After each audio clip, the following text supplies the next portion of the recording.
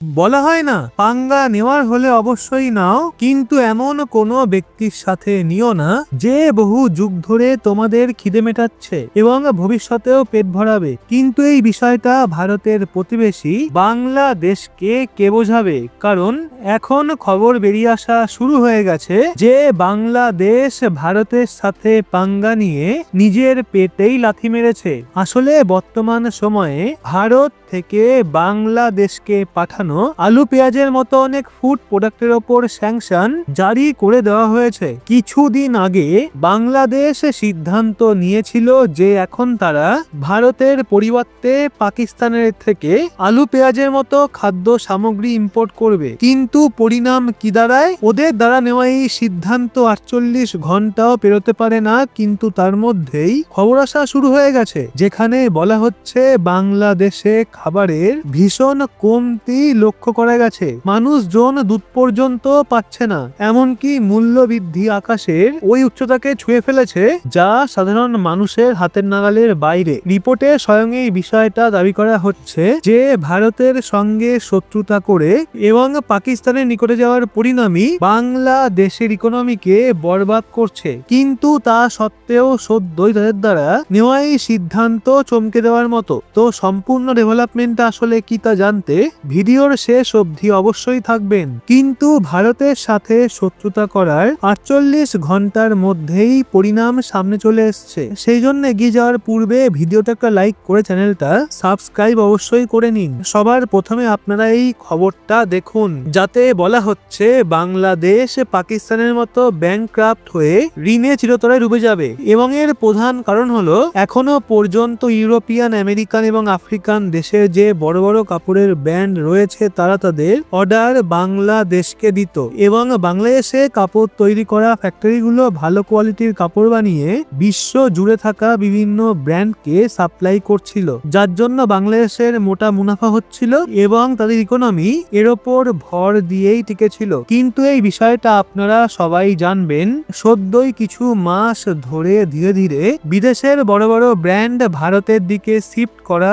শুরু করে দিয়েছে, যার জন্য এখন বাংলাদেশ টোটালি ঋণে ডুবতে চলেছে এবং তাদের অবস্থা ঠিক তেমনই হচ্ছে যেমন অবস্থা এখন পাকিস্তানের। যদি পাকিস্তানের কথা বলা হয় তাহলে পাকিস্তান তো একটা স্বাধীন রাষ্ট্র, কিন্তু এর ম্যাক্সিমাম কন্ট্রোল রয়েছে চীনের হাতে, কারণ পাকিস্তান চীনের ঋণে ডুবে আছে। নিজের আঙুলে করে চীন পাকিস্তানকে নাচিয়ে থাকে। আপনারা জেনে অবাক হবেন, বাংলাদেশের গার্মেন্ট ইন্ডাস্ট্রি কাপড় এক্সপোর্ট করেই 80% রেভিনিউ নিজের দেশে নিয়ে আসছিল। কিন্তু সদ্যই বাংলাদেশে শুরু হওয়া বিশৃঙ্খলার মাঝে যে বিদেশি ব্র্যান্ড গুলো ছিল তারা সিকিউরিটির বিপদ দেখতে পায়, সেই জন্য তারা ভারতের দিকে শিফট হয়ে যায়। মূলত বিদেশি ব্র্যান্ড ভারতের সুরাটের মতো শহরে চলা গার্মেন্ট ফ্যাক্টরিগুলোকে অর্ডার দিচ্ছে। এমনকি ভারতের গুজরাট, তামিলনাড়ু এবং উত্তর প্রদেশের নয়ডা শহর পর্যন্ত বিদেশের বড় বড় কাপড়ের ব্র্যান্ডের অর্ডার পাওয়ার গতি আকাশ ছোঁয়া হয়ে যাচ্ছে। আপাতত এটা কথা হলো যে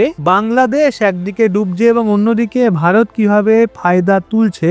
কিন্তু এই বিষয়টা থেকে আন্দাজ করুন বাংলাদেশের যে অর্থ ব্যবস্থা রয়েছে সেটা কত বড় ধাক্কা খেয়েছে। আগের সপ্তাহে এর মাঝে এমন কিছু খেলা হয়েছে যার পরিণাম আজ দেখতে পাওয়া যাচ্ছে।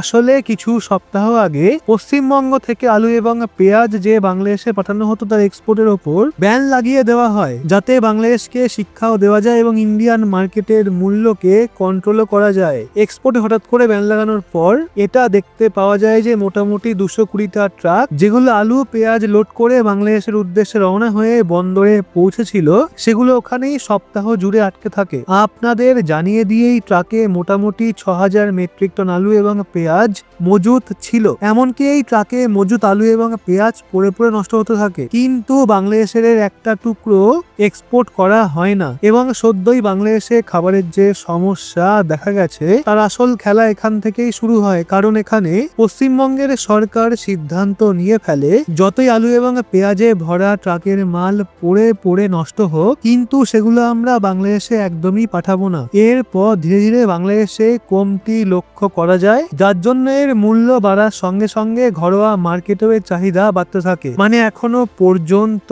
তাদের পেট ভারতের ভরসায় ভরছিল, কিন্তু এখানেই মোহাম্মদ ইউনূস ভারতের সঙ্গে পাঙ্গা নিয়ে নিজের দেশে বাংলাদেশের জনতারই পেটে লাথ মারে, কারণ এরা একবারও ভারতকে কথা বলে না যে ঠিক আছে আমরা আমাদের ভুলটাকে শুধরে নেব, কিন্তু আপনারা আমাদের আলু পেঁয়াজের সাপ্লাই চালু রাখুন। বরং এর উল্টো তারা আরো বেশি অহংকার দেখায়।